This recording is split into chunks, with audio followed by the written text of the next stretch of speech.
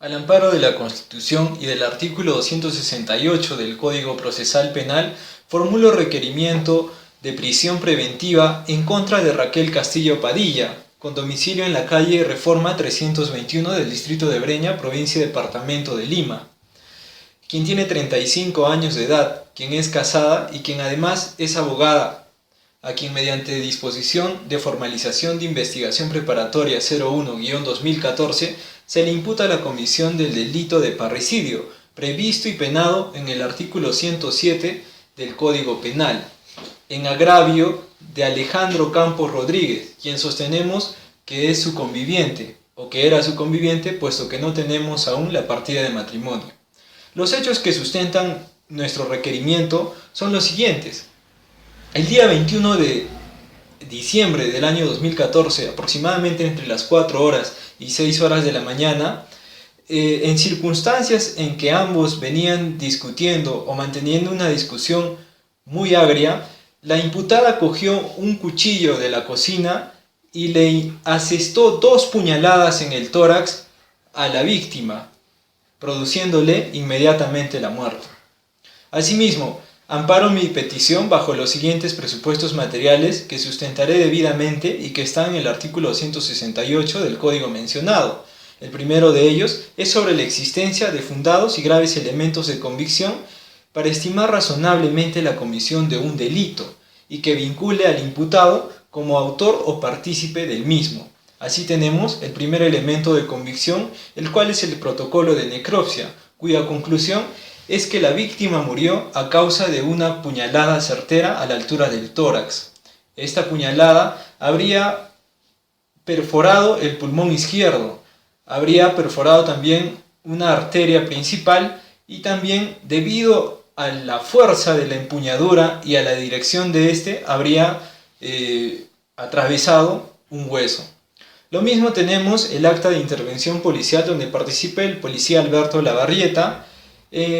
por el cual se manifiesta que éste se constituyó al lugar de los hechos y encontró el cuerpo sin vida de la víctima a escasos metros de la puerta de entrada del departamento donde vivían ambos. Se encontró a la imputada, quien aparentemente se encontraba en estado de conmoción, y también se encontró a la vecina de estos, quien manifestó que se había tratado de un accidente. Asimismo tenemos el acta de entrega de evidencias, por el cual se pone a disposición de este Ministerio Público un cuchillo ensangrentado, una camisa ensangrentada y un iPhone 6 en pésimas condiciones. Tenemos también el acta de entrevista psicológica que se le realizó a la imputada, por la cual se desprende que ésta amenaza a Yanina Domínguez a efectos de que no preste una declaración en su contra. Tenemos también la declaración de la imputada, quien afirma haber cogido el cuchillo, pero que no se acuerda qué más sucedió después, por lo que podemos colegir que ésta se encontraba en el lugar de los hechos y podemos indicarla como única y probable autora del delito. Tenemos la declaración de Cristal Fernández, quien manifiesta que el día de los hechos, en la madrugada, se apersonó a su domicilio la imputada y le manifestó que la había fregado, que había cometido un error. Y por último tenemos como grave elemento de convicción el registro de mensajes de texto entre el celular de la imputada y el celular del agraviado, mediante el cual la imputada lo amenaza al agraviado diciéndole que estaba harta de sus engaños y que hasta ahí habían llegado. Muy bien, siguiendo con el análisis de los presupuestos materiales que configurarían esta prisión preventiva, tenemos el denominado prognosis de pena. Y aquí haré hincapié y diré que como Fiscalía consideramos que la legislación en este aspecto es incorrecto. Bien, ¿por qué? Porque en este estadio ni nosotros ni usted, señor juez, podría determinar cuál sería la pena concreta que se daría en este delito de parricidio,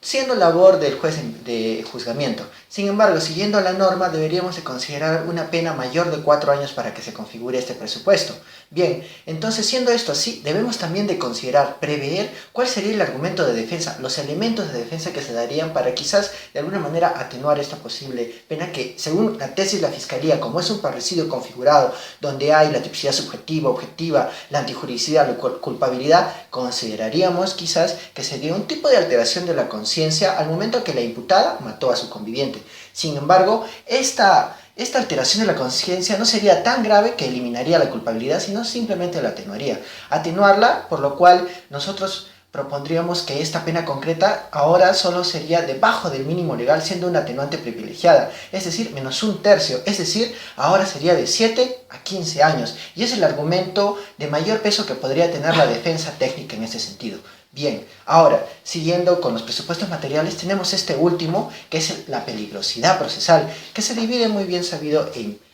el peligro de fuga y el peligro de obstaculización. Bien, es aquí donde nosotros le vamos a ofrecer un conjunto de elementos de convicción a usted para que tenga el criterio para que pueda ver si es que hubo o no este peligro procesal. Claro que no va a ser una lista taxativa como es la que se ofrece en el artículo 269 y 270 respectivamente, y como quizás argumente la defensa de que son requisitos, sino todo lo contrario, que son elementos que en conjunto se deben de valorar. Bien, en cuanto al peligro de fuga, tenemos los arraigos. Primero, el arraigo familiar, este se acredita mediante la declaración de la imputada misma que nos dice de que ella no tiene hijos, no los puede concebir. Y en la entrevista psicológica se dice de que esta no tiene ningún dependiente económico. Al no tener ningún dependiente económico, ningún hijo, no tiene acreditado este arraigo familiar. Y en cuanto al arraigo domiciliario, nosotros sostenemos que tampoco lo tiene, pues por cuanto solo está viviendo 11 meses en un departamento rentado, y esto se ha corroborado por llamada al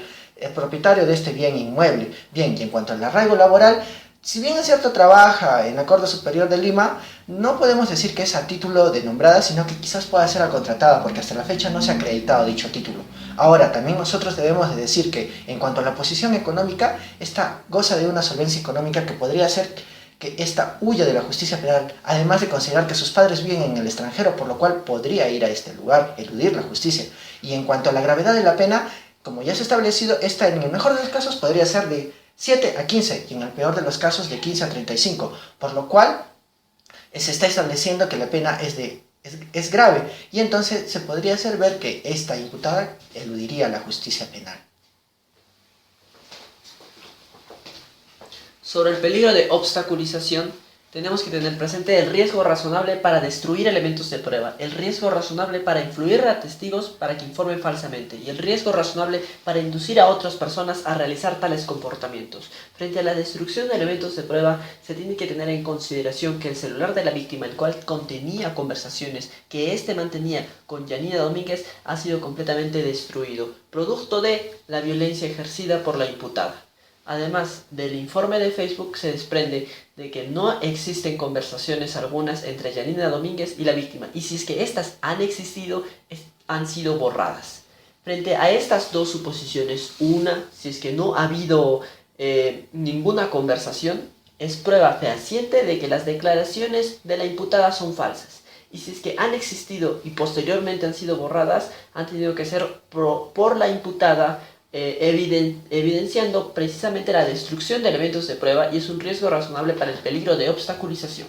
Frente a la influencia de testigos para que informen falsamente, se tiene que tener en consideración que Cristal Fernández, amiga de la imputada y además testigo, ha cubierto a la imputada mediante su declaración al decir que ha sido un accidente. Y además que Yanina Domínguez ha sido víctima de amenazas para evitar que declare.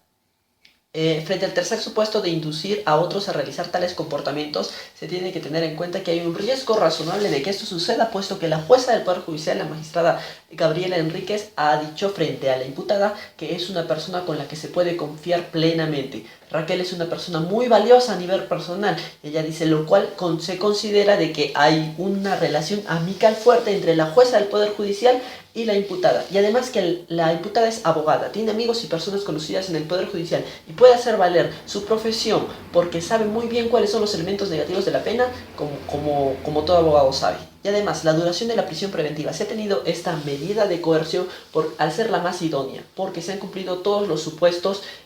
para que se dé esta medida coercitiva. Además de que a la Fiscalía le falta recabar los documentos de resultados de huellas dactilares del cuchillo, la partida de matrimonio, resultados de muestras de sangre, y mediante un criterio de proporcionalidad solicitamos prisión preventiva por un término de 3 meses.